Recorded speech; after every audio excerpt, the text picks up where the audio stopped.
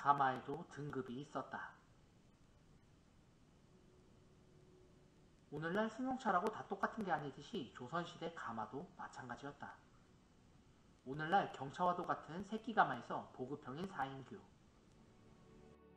중형 세단 8인교, 고가의 수입차 격인 연,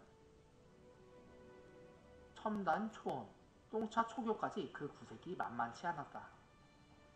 대체적으로 가마의 등급은 뚜껑에 외벽이 있는가, 화려한 휘장이 있는가, 아니면 주렴이 늘어져 있는가 등의 치장으로 격을 따지지만 그보다 몇 사람이 매는가가 더욱 중요했다. 이는 마치 자동차로 치면 몇 기통이냐를 따지는 것과 같았다. 가마꾼이 많을수록 행렬이 화려해지고 가마의 요동이 덜하여 오래 타도 피곤하지 않았다.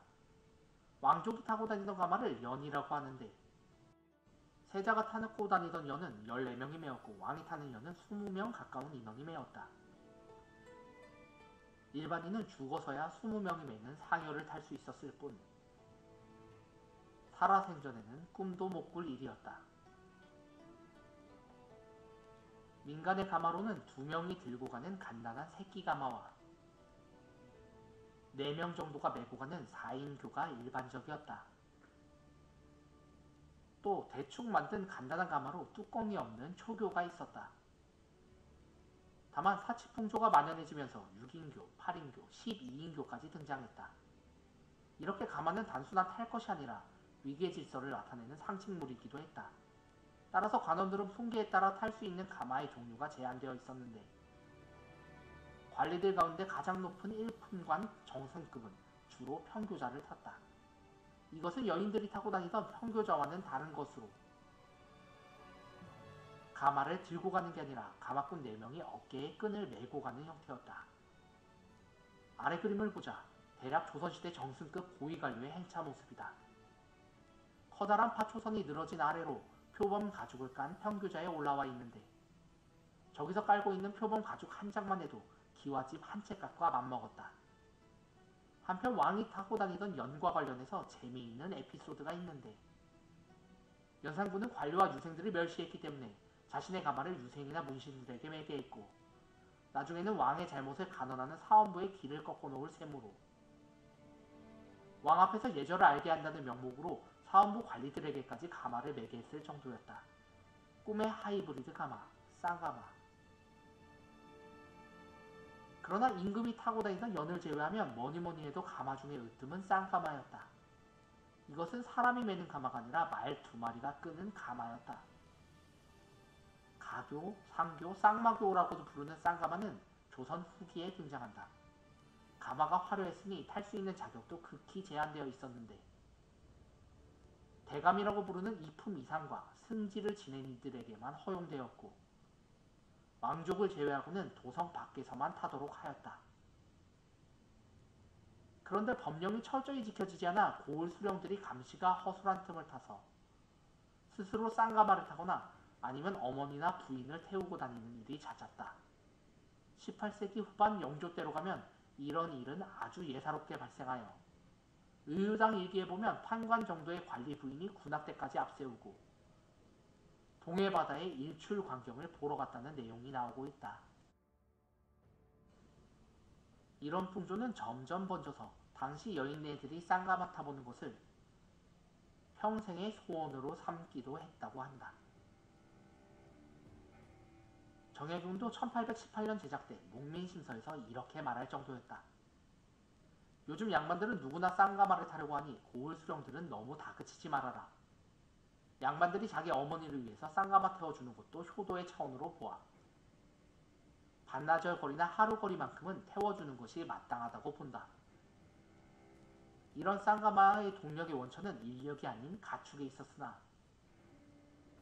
유사시 사람의 힘도 필요할 때가 있으니 오늘날로 치면 하이브리드와 비슷하다고 할 수 있었는데 특히 앞뒤말이 보조를 잘 맞추도록 가마꾼이 잘 조절하는 게 중요했다. 만약 앞뒤말이 각각 따로 놀면 가마가 제대로 나아갈 수 없고 요동을 치기 때문이다. 따라서 이를 해결하는 방법으로 옆줄이 쌍가마 옆으로 붙어 권마성이라는 가늘고 길다란 곡조를 뽑으며 가곤 했다. 그러면 말이 이 소리를 듣고 발을 맞추는 것은 물론 가마꾼들도 발을 맞추어 걸어갔다. 한편 쌍교보다 조금 격이 떨어지는 도쿄라는 것이 있었는데 이것도 원래는 2품 이상의 지방관 관찰사들이나 탈 수 있었던 것이었다. 도쿄는 말이나 소 한 마리를 이용하는데 등 위에 가마를 올려놓고 앉아갔기 때문에 쌍가마에 비해 심하게 흔들려서 한 사람이 달라붙어 가마에 채를 잡아주며 가야 했다. 때문에 안정성이 좋지 않아 휘청거리고 가다가 굴러 떨어지는 수도 있었다. 첨단 국산 가마, 초헌. 초헌은 과학이 융성하던 세종대왕식이 만들어진 조선만의 독자적인 수레였다. 나름 첨단 제품이었다. 그런데 가마라기보다는 사실 수레에 가까웠다. 워낙에 독특한 탓에 중국 사신들도 신기하다며 한 번씩 타보고 싶다고 해서 잠깐씩 태워주곤 하던 가마였다. 지금이야 좀 우스꽝스러웠지만 당시에는 상당한 위용으로 인식되었기 때문에 초원은 2품 이상의 고위직 관리가 아니면 감히 탈 수가 없었다. 특징이라면 외바퀴 위에 높다란 좌석을 놓았기 때문에 초원을 끌고 가는 가마꾼은 특히 키가 커야 했다. 초원을 탄 관료는 좌석이 높게 올라간 모습이었기 때문에 주위를 압도하였으므로 대단한 위세를 상징했다. 예사로운 것이 아니었기 때문에 부자나 형제가 나란히 초원을 타고 가는 모습은 가히 가문의 위세를 상징하는 것과도 같았다. 그러나 관품이 높더라도 젊은 사람들이 타고 다니면 건방진 행동으로 비난을 받아 왕이나 윗사람에게 호된 꾸지람을 듣기도 했다. 다만 이렇게 위풍당당한 초원일지라도 불편한 점도 적지 않았다. 바퀴가 하나밖에 없었으므로 위태롭기도 했고 또 심하게 덜거럭거려서 턱을 넘다가 혀를 씹는 일도 있었다. 그래서 인조 때 꾀가 많은 김자점은 초원의 길다란 끌채에 짧은 기둥을 덧대었는데 그 뒤로는 훨씬 나아져서 심하게 요동치지 않았다고 한다.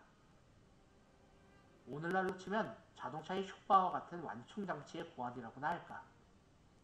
불편한 점은 하지만 또 있었다. 자리가 높아서 좁은 골목길에서는 자칫 방심하다가 추녀 끝에 머리를 찢기도 했고 집에 들어갈 때 대문 위쪽에 이마를 부딪혀서 별 구경을 하기도 했다. 영조 때에는 어떤 재상이 골목길 다니기 불편하다고 남의 집 턱가래를 잘랐다는 말이 나돌아 조사하여 파지시킨 일이 있었을 정도였다.